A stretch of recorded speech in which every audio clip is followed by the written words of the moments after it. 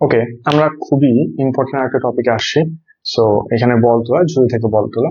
তো বলছে একটি ঝুড়িতে একই ধরনের 12টি নীল, সো 12টি নীল বল আছে, 12টি নীল, 15টি সবুজ এবং 20টি কালো বল আছে। ওকে, দুইভাবে একটা বল নেওয়া হলো, একটা বল আমরা তুললাম।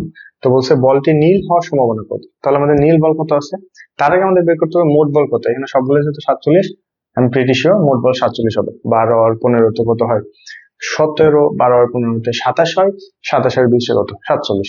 তো এর মধ্যে নীল বল আছে, আমাদের নীল বল চাইছে। তাহলে এখানে নীল বল কতগুলো আছে 12, তাহলে অনুকূল ঘটনা 12, মোট ঘটনা কত 47। তাহলে এটা হচ্ছে আমাদের অ্যান্সার 12/47।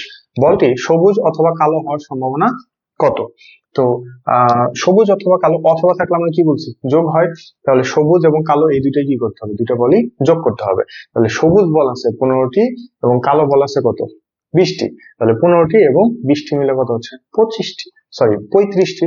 আর মোট বল হচ্ছে 47, তার মানে এই যে এটা হচ্ছে অ্যান্সার 35/47। তাহলে আমাদের বলটি সবুজ অথবা কালো হওয়ার সম্ভাবনা হচ্ছে 35/47।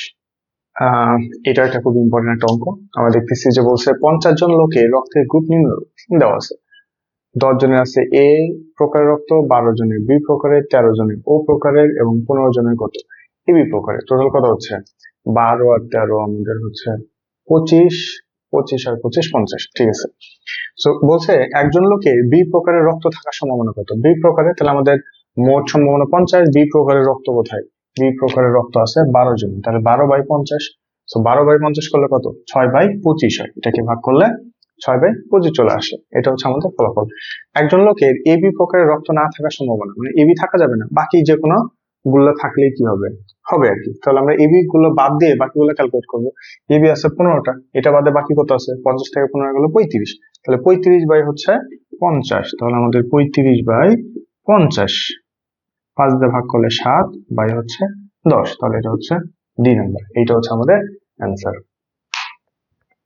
তাহলে এগুলো একটু ভালোভাবে প্র্যাকটিস করবা। এই টাইপের অঙ্কগুলি কিন্তু কি বোর্ড এক্সামে আসে। যে বলছে একটি ঝুড়িতে 5টি লাল এবং 10টি কি সাদা বল আছে। তাহলে টোটাল কত 5টা আর 10টা 15টা বল আছে।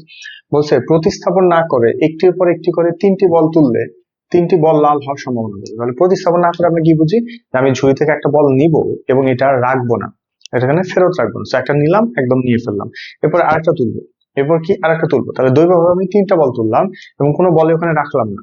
তো এইটাকে বলা হচ্ছে প্রতিস্থাপন না করে আর কি। তো প্রতিস্থাপন না করে যদি আমরা বল তুলি, যেহেতু এটা একই ঘটনা, মানে প্রথম বলটা যে তুলবো এটা সম্ভাবনা, দ্বিতীয় বল তোলার সম্ভাবনা এবং তৃতীয় বল তোলার সম্ভাবনা আমাদের বের করতে হবে। এবং যেহেতু এটা একই ঘটনার অংশ এবং একে অপরের উপর ডিপেন্ডেন্ট, এই জন্য এগুলো কি হবে গুণ করতে হবে। তো প্রথমে আমরা বের করি। তো বলছে 3টা বলই লাল হওয়ার সম্ভাবনা। ওকে, তাহলে প্রথম বলটা যদি লাল হয়, তাহলে আমরা দেখি প্রথম বল বের তোলার সম্ভাবনা। প্রথম বল লাল বল কয়টা আছে 5টা, আর এটা অনুকূল ঘটনা, মোট ঘটনা কত 5 আর 10 15।